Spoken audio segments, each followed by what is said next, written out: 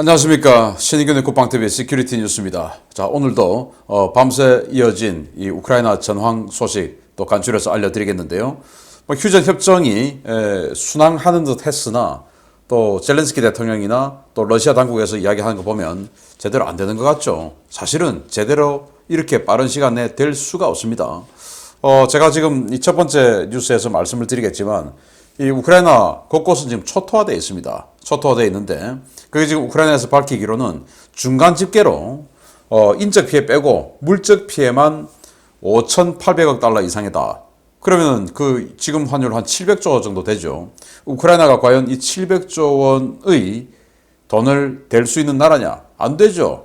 그런데 이 민간인들이 건물이 파괴되고 지금 다시 들어가야 되는데 그런 비용들은 누가 줄 거냐? 그거 상식적으로 러시아가 줘야 되는 거 아닙니까? 그런데 또 이 전쟁으로 인해서 군인 빼고 민간인들이 다치고 불구가 되고 장애가 되고 그리고 그 장애인 또 불구인들에 대한 앞으로의 어떤 보상금, 평생에 대한 보상금, 그 보험복지비죠. 그리고 사망자, 민간인 사망자에 대한 보상금, 그리고 그 가족들에 대한 보험복지비, 이런 것들까지 계산이 된다면 이건 뭐 현재로서는 계산이 안 되는 건데 이걸 어떻게 다 계산하겠냐. 그리고 지금 크림반도와 돈바스 지역 이것 때문에 전쟁을 일으켰는데 이거 만약에 젤렌스키 입장에서 이걸 양보한다면 그의 정치적 입지가 이때까지 한 달 열을 잘 싸워놓고 날아가는 거죠. 합의 안 되는 겁니다. 푸틴 입장에서는 14년도에 크림반도 먹었고 지금 뭐 할 수 있는데 그걸 또 못 먹었다. 또 크림반도 내줬다. 거기다 돈까지 지금 어마어마하게 배상을 해줬다. 푸틴 끝나는 거죠. 그러니까 이건 사실은 휴전 협상이 제대로 빠른 시간 내에 될 수가 있는 입장이 아닙니다. 우리 한국도 2년 걸렸지 않습니까? 자, 이런 상황에서 오늘도 우크라이나 군이 굉장히 선전을 하고 있고 러시아가 오데사 상륙 작전을 포기했습니다. 지금 이제 전부 다 철수를 하고 있는데 어떤 상황인지 보겠습니다. 자, 신의균의 국방TV 구독, 알림, 좋아요 눌러주십시오. 러시아가 총력을 기울여 공략하려 하고 있는 동부전선의 하르키우는 그야말로 난공불락의 도시 같습니다. 불과 하루 전에 제200 독립차량화 소총 여단을 괴멸시키고 곧이어 들이닥친 세계 대대 전술단도 격퇴했다는 소식입니다. 우크라이나 동부의 대도시이자 교통요충지인 하르키우 지역을 지키고 있는 우크라이나군 수비대가 연일 계속되는 러시아군의 공세를 성공적으로 막아내고 있다고 우크라이나 동부사령부가 현지 시각 3월 30일 밝혔습니다.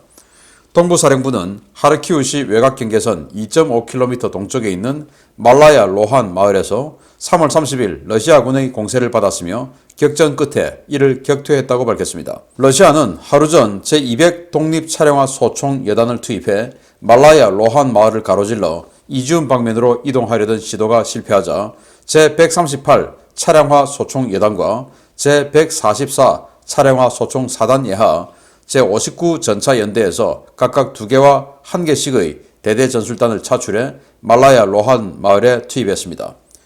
우크라이나군은 격렬한 시가전 끝에 이들을 격퇴했고 러시아군 통신장교를 비롯해 몇 명의 포로를 생포했는데요.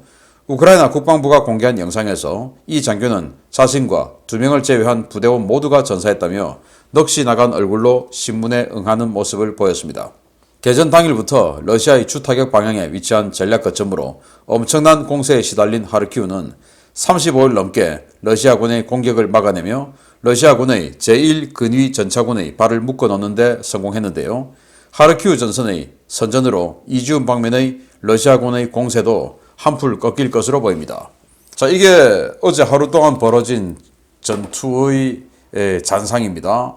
러시아군 탱크가 또 이렇게 폭발을 해서 뚜껑이, 즉 포탑이 지금 날아가고 뭐 이런 상황을 볼 수 있는데 T-72 전차로 보이죠. 이런 정말 그 비극, 그리고 이런 러시아군 탱크보다 더 비극인 게 마을이 정말 초토화되고 있다는 말인데, 자 보십시오. 우리 같으면 내가 살던 곳에 나의 집이 이런 식으로 완전히 그냥 지붕이 다 무너지고 바깥이 이렇게 되면 내부는 또 어떻게 됐겠습니까? 이런 식으로 그냥 거리, 집 초토화되고 있는 이런 상황. 자, 이 보십시오. 이게 뭐 슬라브 집인데 벽돌로 만든 집인데 뭐 내부가 완전히 새카맣게 걸려 있는 것으로 봐서 내부가 불에 다 탔다는 말이 되겠죠. 이런 식으로 러시아군의 장갑차가 여기에 숨어 있었던 것 같고 그 장갑차를 공개했고 또 그런 여러 가지 전투의 어떤 여파로 이렇게 집도 파괴되고 이제 이렇게 되는데 제가 아까 모두에 말씀드렸던 것처럼 5,800억 달러의 물적 피해, 700조 원. 이거 누가 주겠습니까? 정말 비극이 아닐 수가 없는데요. 그런데 이 하르키우는 러시아 입장에서는 이 하르키우 때문에 졌다라고 해도 과언이 아니지 않겠는가라고 생각이 되고 여기 이제 국경선이 있습니다. 벨고로드죠. 이 벨고로드에서 내려와서 하르키우를 칩니다. 러시아의 애초 생각은 하르키우를 하루 만에 먹고 그리고 03번 도로를 따라서 쭉 들어가면은 키우 남쪽으로 치고 올라가게끔 되죠. 그래서 이 하르키우를 하루 만에 먹고 03번 도로를 타고 쭉 들어가서 키우를 남쪽에서 포위 기동하는 이 전초기지로 하르키우 하루 만에 먹고 그리고 또 하르키우를 먹고 또 이 M18 도로를 타고 밑으로 내려가서 이제 이 드네프르강 남쪽에는 오데사라든지 미콜라이우라든지 이런 도시들 다 먹고 하는 그 전초 기지로서 하르키우를 하루 만에 먹어야 되는데 하루가 뭡니까 지금 35일 걸려도 못 먹고 이제는 아예 내쫓기고 있죠. 그런 상황에서 지금 이제 하르키우 쪽으로는 들어올 수가 없으니까 이 외곽을 타고 여기 지금 점을 찍어놨는데 바로 이 마을입니다. 이 로한 마을을 가로질러서 이 도로를 타고 이제 여기 이지움으로 가려고 했는데 이 마을에서 어제 한 개 차량화 소총여단이면 우리로 치면 상급 기계화 보병여단입니다. 제가 러시아 편지를 보니까 전차 부대가 제일 그 강력한 부대, 그 다음에 차량화 소총, 그 다음에 기계화 보병 이런 식이더라고요. 그래서 차량화 소총이면 기계화 보병 부대보다 더 상위에 있는 이른바 궤도식 장갑차를 타고 다니는 거기다 전차의 서비스를 받고 그리고 기계화 보병은 차륜형 장갑차를 타고 전차의 서비스를 받고 이런 부대더라고요. 그래서 이 차량화 소총 여단 하나가 여기에서 개별적인 타격을 받고 또 그 다음날 여러 부대에서 끌고 모은 세계 대대 전술단 여단급이죠. 또 투입했는데 또 박살났다. 그래서 장교를 붙잡아서 신문을 하는데 그 제가 동영상 그 보니까 장교의 얼굴이 완전히 그냥 눈탱이가 밤탱이 돼 있고 막 입이 터져 있고 막 그렇던데 두드려 맞았겠죠. 그런데 전 또 우크라이나 총참모부가 그런 걸 왜 공개할까라는 생각이 들어요. 그래서 왜 그거 포로에 대한 그 인권적인 대우를 안 했다라는 말이 되지 않습니까? 두드려 팼으니까. 그래서 뭐 두드려 안 팼다고 또 나중에 우기겠지만 어쨌든 그런 논란이 될 수 있는 건 공개를 안 하는 게 맞는데 또 공개하기 전에 그런 논란이 될 수 있는 행위는 아무리 분노가 치밀어도 안 하는 게 맞는데 아무튼 그렇게 두드려 맞은 장교가 자신과 한 명을 제외하고는 자기 부대는 다 전사했다. 통신장교 중위였어요. 이런 증언을 할 정도로 지금 러시아가 무기력한 상황을 보이고 있다. 자, 그런데 지금 키이우 쪽에 들어와 있는 러시아군 부대 그리고 지금 미콜라이오와 헤르손 지역에서 싸우고 있는 러시아 부대 이런 부대들하고 지금 이 하르키우 쪽을 때리고 있는 부대는 좀 달라요. 그 키우에 내려와 있는 부대라든지 지금 헤르손 지역에 들어와 있는 부대라든지 이런 부대는 보급을 못 받은 지 오래됐습니다. 특히 키우 쪽에 들어와 있는 부대는 완전히 지금 뭐 사흘에서 일주일씩 보급을 못 받고 3일 이상 5일씩 막 굶은 그런 부대들인데 여기는 바로 국경이고 이 벨고로드가 완전히 군수 집적소이기 때문에 여기에서 보급을 빵빵하게 받고 스타트를 한 부대인데 이 부대가 이렇게 무기력한 모습을 보이고 있다. 정말 참 의외입니다. 두 번째입니다. 우크라이나가 러시아의 전차 대군을 맞아 그야말로 물량 공세라는 말이 나올 정도로 대량의 대전차 미사일을 쏟아붓고 있는 가운데 대전차 미사일에 대한 러시아 전차병들의 공포가 어느 정도인지 단적으로 보여주는 흥미로운 물건이 하나 나왔습니다. 전장에서 도대체 이걸 어떻게 만든 것인지 모르겠습니다. 우크라이나군이 러시아군에 대한 포위망을 거의 완성해 가고 있는 키우 서북부 전선에서 영토방위군 장병들이 흥미롭게 개조된 러시아군 T-72BA 전차를 노예겠다고 현지 오신트 소식통들이 현지 시각 3월 30일 리포트했습니다. 키우 서북부에 증원 전력을 투입됐던 제34 독립차량화 사단 소속으로 확인된 이 전차는 러시아군이 2013년부터 개량형으로 배치하기 시작한 T-72BA 전차 모델인데요. 콘탁트5 폭발 반응 장갑을 장착하고 T-90A 전차에 적용된 사격 통제 장치를 적용한 비교적 신형 전차입니다. 이 전차는 1985년 T-82U 전차부터 장착되기 시작한 콘탁트5 폭발 반응 장갑을 장착하고 있는데요. 이번에 발견된 전차는 구형 T-64와 T-72 계열에 장착되었던 콘탁트1 폭발 반응 장갑을 도대체 어디서 구해왔는지 신기할 만큼 차체와 포탑 곳곳에 도배하다시피 붙여놓았습니다. 이 전차는 포탑 전면과 후면, 측면은 물론 사이드 스커트 부분에도 콘탁트 원 블럭을 촘촘히 용접해 붙였는데요. 해당 전차를 노획한 우크라이나 영토 방위군은 러시아군이 우크라이나 영내에서 노획한 콘탁트 원 장갑을 떼어내 T-72 전차에 추가로 장착한 것으로 보인다고 전했습니다. 콘탁트 1으로 도배된 이 전차는 겉으로 보면 도대체 이 전차가 무슨 전차인지 알기 힘들 만큼 누더기 같은 모습을 하고 있는데요. 야전에서 엄청난 공을 들여 개조했을 이 전차, 결국에는 우크라이나군 손에 깨끗하게 떨어지고 말았습니다. 자, 여기 전차인데요. 뭔가 좀 삐뚤삐뚤하게 붙어있는 뭔가들이 있죠. 이겁니다. 그래서 이건 뭐냐? 이 봤더니 이게 콘탁트 1이라고 하는 구형 반응 장갑이에요. 지금은 콘탁트 5, 그 전에 콘탁트 3 뭐 이랬는데 콘탁트 1을 어디서 뭐 대량으로 구해가지고 여기다가 덕지덕지 지금 콘탁트 5라고 하는 폭발 반응 장갑 붙어 있는 그 위에다가 콘탁트 1을 또 이렇게 갖다 붙여놨어요.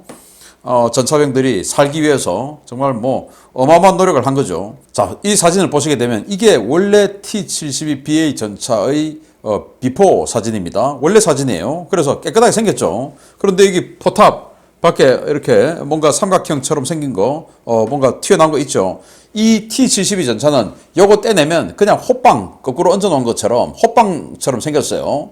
원래 러시아 전차들이 T-55, T-62, T-64 할 것 없이 다 그냥 호빵입니다. 호빵. 여기다가 이런 거 갖다 붙여가지고 뭔가 조금 포탑이 그럴싸해 보이는 것이지 알고 보면 다 호빵이에요.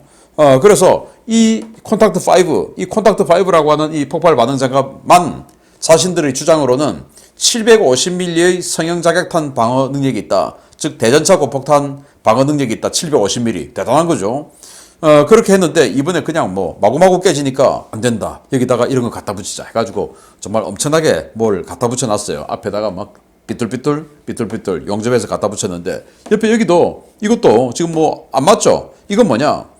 T-72 앞에 있는 이 조종석 앞을 가려주는 큰 판때기 폭발 반응 장갑 콘탁트 5예요. 그걸 또 떼가지고 어디서 또 구해가지고 여기다 또 갖다 붙이고 덕지덕지 왜 옆으로 또 대전차 미사일이 치고 들어오면 안 되니까 이런 식으로 또 그리고 여기 또 알뜰하게 모래주머니 얹어놓고 왜 이 사이드 스커트 차체와 포탑 사이에 이 또 떨어져 있는 공간이 있죠. 여기로 뭔가가 또 뚫고 들어올까봐 모래주머니 잔뜩 얹어놓고 또 여기 위에도 모래주머니 잔뜩 얹어놓고 이렇게 정말 대전차 미사일로부터 생존하기 위해서 필사의 노력을 한 겁니다. 자, 그럼 폭발 반응 장갑 콘탁트 1은 뭐냐? 바로 이겁니다. 자, 이렇게 생겼어요. 이렇게 생긴 그 박스인데 내부는 이렇게 텅텅 비어 있는 그리고 판때기 같은 게 있죠. 이 판때기가 바로 폭약입니다. 폭약이 여기도 있고 여기도 있고 두 칸으로 있어요. 그래서 대전차 고폭탄 그 히트탄이 쑥 들어오면 여기서 이제 메탈 제트를 확 뿜어내죠. 그런데 여기서 폭발을 팍 하면서 그 메탈 제트를 다른 쪽으로 흩어버리는 거예요. 그런데 또 더 뚫고 들어온다. 한 번 더 폭발해가지고 또 메탈 제트를 또 흩어버리는 거예요. 그래서 차체 안으로 못 들어가게끔 만들어버리는 겁니다.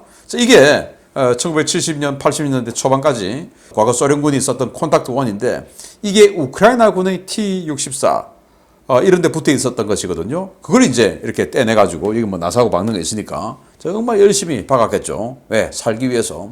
아마 다른 격파된 우크라이나군의 T-64 이거 알뜰하게 거기서 다 떼내가지고 자기에게 콘탁트 5 750mm 방어력 여기다 콘탁트 1 소련 주장으로는 500mm 방어력 믿거나 말거나 그렇게 해가지고 도합 1200mm 이상의 방어력을 탁 갖다 붙여놓고 야, 나는 이제 조금 안전할 수 있을 것 같아 라고 해놓고 깨끗하게 그냥 버리고 도망가 버렸습니다. 그래서 이 농민이 노획해가지고 우크라이나 군에게 갖다 줬어요. 그런데 이렇게 열심히 작업한 러시아군 전차병은 그럼 성공한 건가 실패한 건가? 어떻게 되죠?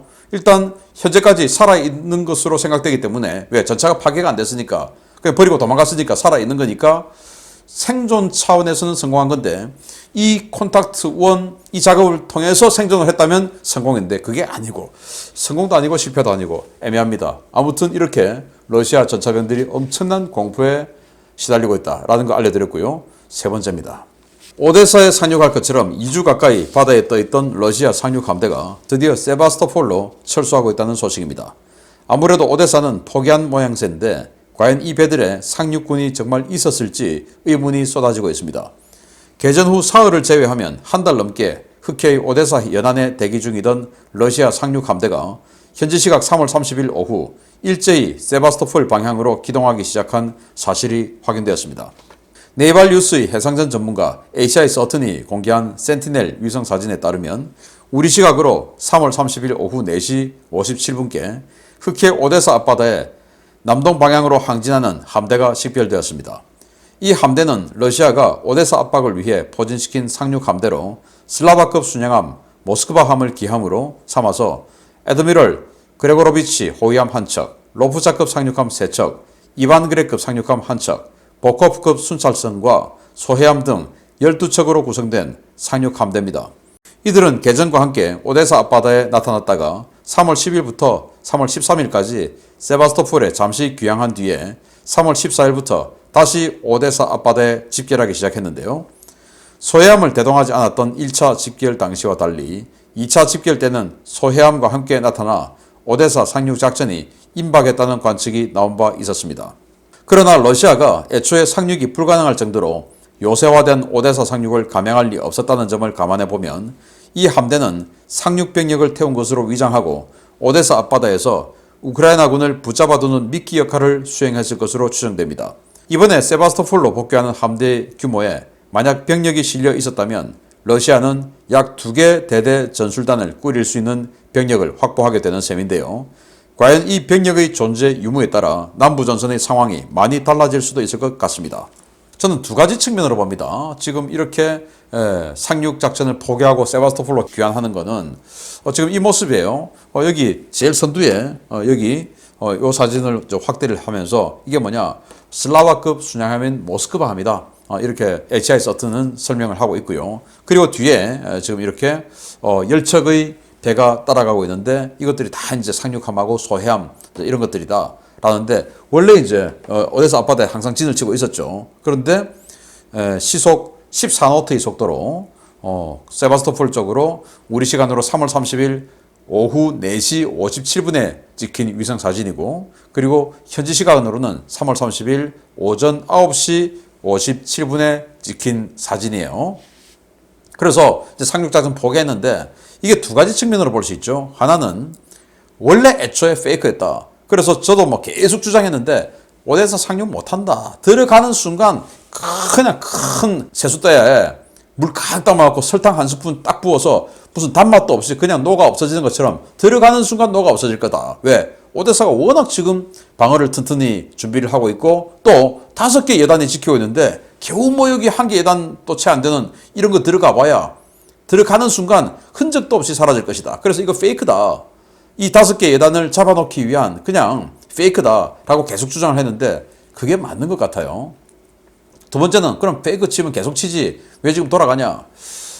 이런 경우 있을 겁니다. 여기에 진짜 함들의 상륙 병력이 타고 있었을 경우 또는 없었을 경우 2가지인데, 있었을 경우에는 지금 제가 오늘 아침 군사TV를 통해서 알려드렸던 이 전황도 어제 또 노딱을 때 붙여가지고 이 국방TV에 공개를 못했습니다. 그래서 여러분들이 군사TV도 구독을 해주셔야 군사TV도 이 전황이 올라가고 하니까 보실 수가 있습니다. 그 군사TV에 보면 헤르손이 함락될 것 같으니까 러시아가 헤르손에 있는 그 대교를 끊어버릴 지금 준비를 하고 있잖아요. 공병부대를 보내서. 자, 그러면은 헤르손이 함락되고 우크라이나군이 그 다리를 통해서 또는 뭐 다리를 폭파하더라도 도하 장비를 통해서 이 남쪽으로 드네프르강 남쪽으로 들어오면 크림반도죠. 그러면 크림반도에는 이 세바스토폴, 그러니까 러시아로서는 절대 포기해서는 안 되는 흑해 함대의 사령부가 있는데 이거 이제 지키러 가야 되는 거죠. 여기 상륙 함대가 진짜 해병대원들이 있었으면 이제 세바스토폴 항구를 지키러 가는, 아까 제가 뭐 2개 대대 전술단 꾸릴 수 있는 병력이라고 했으니까 그 2개 대대 전술단, 물론 뭐 장비는 변변치 않겠죠. 경보병들이니까.